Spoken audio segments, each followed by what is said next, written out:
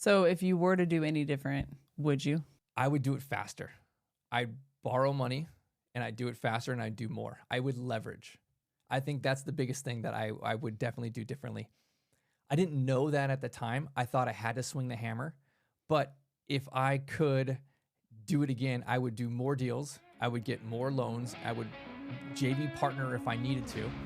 And then you know what I would do? I would keep them. I wouldn't sell them.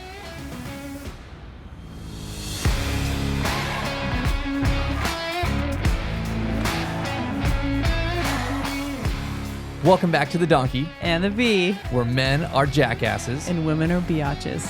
where we work together to build an extraordinary life. Tune in to up your game in your marriage, entrepreneurship, and finances. Welcome back.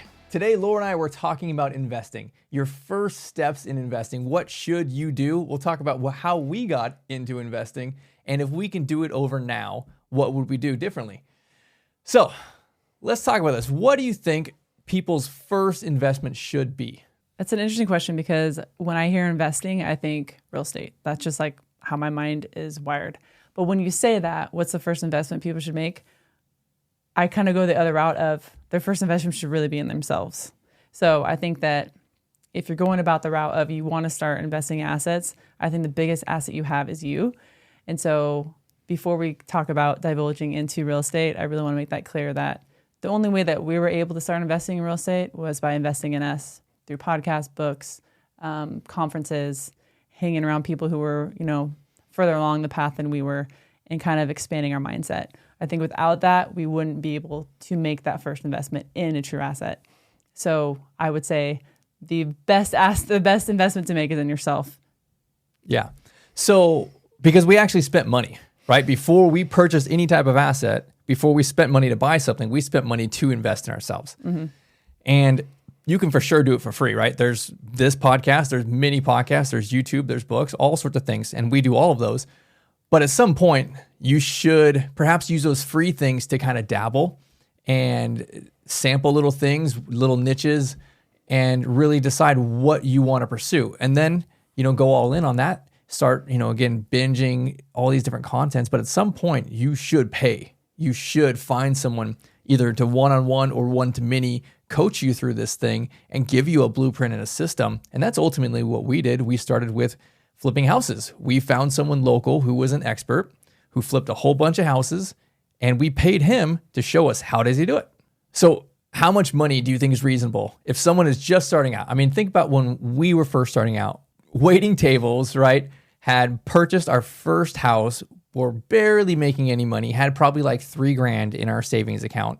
Like from that perspective, someone's just starting out or they're just getting off the ground financially. How much money is reasonable for them to start to invest in themselves? Well, I think what you just mentioned, I would utilize the free options first. So I would binge watch Ed Milet, Grant Cardone, maybe Andy Frisella, all of these guys who have done amazing things within their field, right? But then I'd also purchase some books on finances and real estate as well. So that doesn't cost very much. Maybe an Audible account. You can, $10 a book or something like that. Or even Amazon, buy some used books on Amazon too. But I think that is probably the first 6 months of just pretty much just like opening your brain and pouring all the contents in there to get a knowledge base on everything investing. So beyond that, I honestly don't have a specific number because I don't think should be a specific number on how much you should invest in yourself. We spent 5 figures, almost 6 figures probably now on investing in ourselves, but that didn't start off in that huge number. It was very small in the beginning. And it was a huge number for us. When we first had that first coach, it wasn't something that was easy for us to swallow when we found out how much it was. I think it was $10,000 or something like that? $10,000? I think we paid less first. We kind of did it in steps, right? Okay. I want to say we spent about $3,000, $3,500. And I think this was our first investment, right? After the meetup groups and the podcasts and things like that, I think we saved up and we invested in ourselves this $3,500 roughly. And then we took some action, we got some results, we made some more money. And then I think we got to a different place where we were spending 10, plus. I know we spent with this person our first, it was what, 25 grand? Yeah, total. Mm-hmm. And then we've done, 25, 30 grand. We've spent 50 grand on different coaching. We've spent a lot of money as we are learning different niches and really just paying for a system, paying for a shortcut. I'm paying to have my time back and not to have to go through that school of hard knocks. Mm-hmm. So it's worth it if you can do these things. But again, I would encourage people to start free and then reasonable. I think it's like $3 to $5 grand. I think it's pretty reasonable. Mm-hmm. If you have no experience in this and you're jumping in trying to buy your first property, your first asset, whether, whatever kind of asset it is, I don't know if I would jump to like, I need to spend 30 or 50 grand right out the gate. I think I would get your feet wet because a lot of it is you developing, it's not about the system that your coach has necessarily. Realistically, I think during that growth time when you're first getting started, there's a lot of fear and a lot of disbelief in yourself that you have to get past that in kind of some baby steps first. So if you went out the gate and you blew 30 grand on this coach who gave you a full system of how to, flip houses or wholesale or burr or anything like that, right? You might not get the results. I think it's a pretty strong chance if you were like brand new to this that you probably get no results because you'd just be scared. Mm-hmm. You'd be intimidated. You'd be like, the smallest little road bump would come and you'd be like, nah, this is not for me. I'm just going to do nothing. Mm-hmm. But if you invested a little bit of money first, you took some action, you got scared, you're like, you had time to sit and think and get some more encouragement and then get out there again. I think it's easier in that perspective. Mm-hmm. So after taking some time investing in yourself, okay, you have a good foundation, you built some confidence. Where do you think is the best place to go from there? At least for us, right? To even back up further into our story, before we paid for any coaching or anything, we bought a property under our personal names, right? For us to live in. It was our first house. And I think really was our first investment because we looked at a bunch of different properties before we purchased our first house. And we looked at, new construction. We looked at properties that were renovated. And then we ended up buying the short sale that was at a discount and it needed a bunch of work. And it really intimidated us because we did not have any of the skill sets that we do now. But we went into this. I remember when we saw the, oh my goodness, what is it called? I remember when we saw the inspection report, there was so much stuff wrong with the house. And we were like, oh my gosh, this is a lemon. There's no way we could buy this house because we had no experience whatsoever. We had no idea. Most of the stuff on inspection report are so minuscule and easy to fix. They just have to point it out because that's their job. But we were terrified. That was the first thing we were like, I don't think we should buy this house. We shouldn't do it. We were scared. And that's normal. I think that's going to be normal when you go into a first asset purchase. You're going to try to talk yourself out of it. And that's what we almost did. We almost talked ourselves out of it. Yeah. We had to ask the realtor, like, is this normal? Like the foundation does shift? Like there is mold sometimes under the house? Yeah. Like, dude, it's no big deal. Yeah. I mean, but okay. As far as starting out, I would suggest, and this is why I want to say this, because I think that what we're talking about here is a little bit more advanced when we're talking about let's get a coach, let's spend some money, let's, flip houses or buy rental properties, right? I think we actually started a step before that. And I want to start there with this because I think it's so applicable and easy for people to get started. So we bought this property that was a short sale. It needed a bunch of work. And we went into it knowing that this was an investment. Now, I know that we lived in it, right? And it's technically not an investment until we sell it and all that kind of stuff. But we came at it from the perspective saying, hey, we're buying actually in a neighborhood where we knew we didn't want to send the kids to school. All right. So we knew we had like a 3 to 5 year play, a runway on this thing before we were going to sell it. So we really did a long-term flip where we bought it under our personal names and really renovated ourselves. And I think this is really the simplest place for people to start. Before you have to go through and learn all these different niches and start talking about, calculators and ARV and all these different acronyms and financing, right? Like it's pretty simple. We just did an FHA loan, bought this house with not very much money, and actually borrowed some money from our family to get it because we literally had like a couple grand saved, right? Mm-hmm. But it allowed us to get the snowball rolling. And honestly, I credit that house to our success now because ultimately we owned that house for about 3 years. We made a good amount of money on that house. We sold it and then we took that money and we bought more deals. We actually sold it. We didn't buy another house for ourselves to live in. We rented several houses for I don't know, 7 years after that, and continued to snowball that money into a bunch of different assets, some that we kept and some that we flipped. So we didn't have the luxury, I would say, of social media influencers when we were rehabbing our first house. We had YouTube. It was very new, I feel like. There was nothing on YouTube then. We learned how to tile a shower.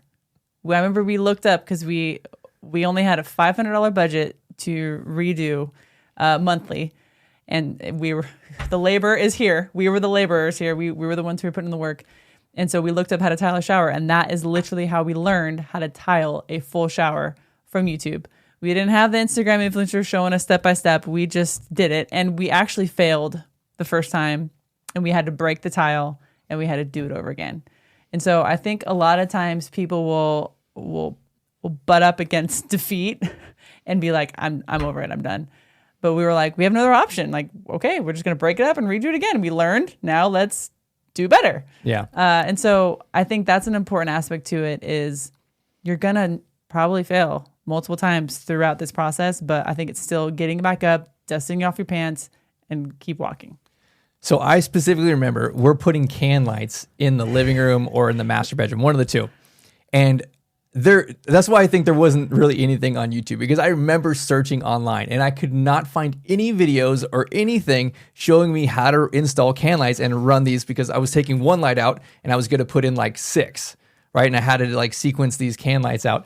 And so I remember there was an electrician 2 houses down working on our neighbor's thing. And I like ran over to the guy. I was so excited. I'm like, oh, an electrician. I got to go ask this guy how to run can lights. And I literally remember like, okay. And he's looking at me like, you don't know anything about electrical. You're going to climb up in the attic and you're going to run these wires? And I'm like, well, yeah. I mean, I got shocked like once or twice, but it was like then someone was like, hey, bro, turn off the breaker. But it was like, okay, nonetheless, like we went through school of hard knocks to do this. And honestly, it was very challenging, but it was fun. Like our first daughter was a baby at the time. Yeah. And it was just like this young family kind of thing. But we were hustling, we were grinding, and we were doing it together. And it built a lot of strength in our unity in our marriage. Mm-hmm. Yeah, it was a lot of fun. We have a lot of demo videos actually that we should find and actually put them on here so people can see me kicking the door out and like tilling the grass in the back. And so we did have a lot of fun. There were a lot of tears in that house though too.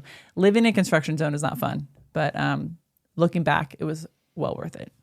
So on that well worth it part, because we were renovating this room by room, not because we had time constraints, because we had money constraints. It took us several years to get through the whole house because that's how much we could afford to do one like little project at a time.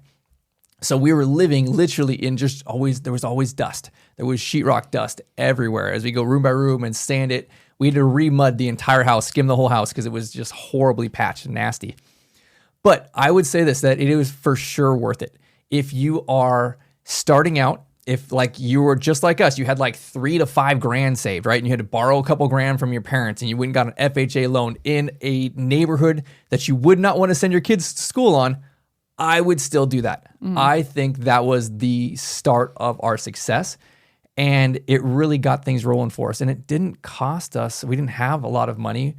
We were able to just move from an apartment into this kind of rundown house and make it work. And then, I think the difference was we did not debt scale from there. We didn't sell it and then take on a bigger debt by buying another property for us to live in, right? We used that because we knew it was an asset. We knew, even though we lived in it, that this was our first investment. And we came at it through the whole process of remodeling this house ourselves. But then also when we sold it, knowing that, hey, this money we worked long and hard for, and this is our opportunity. Like we didn't have this money before. We couldn't do multiple deals, right? Like now we have an opportunity to set ourselves up to create more income for ourselves. So if you were to do any different, would you? I would do it faster. I'd borrow money and I'd do it faster and I'd do more. I would leverage. I think that's the biggest thing that I would definitely do differently. I didn't know that at the time. I thought I had to swing the hammer. But if I could do it again, I would do more deals. I would get more loans. I would JV partner if I needed to. And then you know what I would do? I would keep them. I wouldn't sell them. We've sold so many houses, and crap, inflation has gotten crazy in these last few years. we were buying houses in Bakersfield, California when they're like 50 Forward, grand, 50,000, right? Now they're, several hundred thousands. And it's like, we've sold 150 houses in that city, right? And it's like, if we would have kept half of those, right? Like just pick the ones we liked and kept them, right? Like, whew, man, that's a perspective shift right there. It's one of those things, once you get older, you're like, I should have done it this way. Yeah. I think the only thing I would have done different, I think that advice was fantastic, what you just said, but I think I would have bought like a fourplex. We would have bought a fourplex, lived in one, and then like slowly fix them and then run them out. That's probably something that I would have done, because you could have leveraged the loan for that without having to actually borrow money. Yeah. So that's probably something I would have done.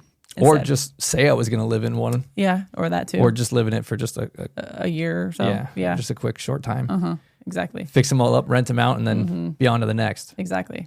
Yeah. Like keeping the fourplex. So we get the question all the time, well, when do I start investing?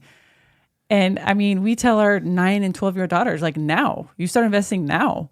There's no right time to invest. I feel like there's always in the media, oh, it's a bad time to sell a house. Oh, it's a bad time to buy a house. Like, cut all that crap out of your life. And I think no matter what time it is, like, it's a great time to buy real estate. So I would say start now. Yeah.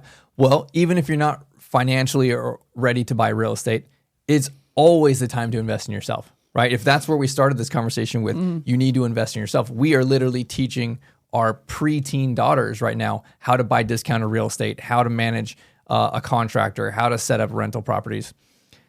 They are learning these things. We started learning them in our 30s, which was way, way too late, right? Like, start now with that. But ultimately, you don't have to wait to buy something because you have to save a certain amount of money, right? Like, most of the properties we buy, we actually purchase with none of our money. We purchase with banks' money. We purchase with investor money, right? Like, if you can get a deal and it's a good deal, somebody will happily come in and put the money up for it. You will be scared. I think that's an important aspect of it. I think people, when they're scared, they think that's a telltale sign that, oh, this is a bad idea.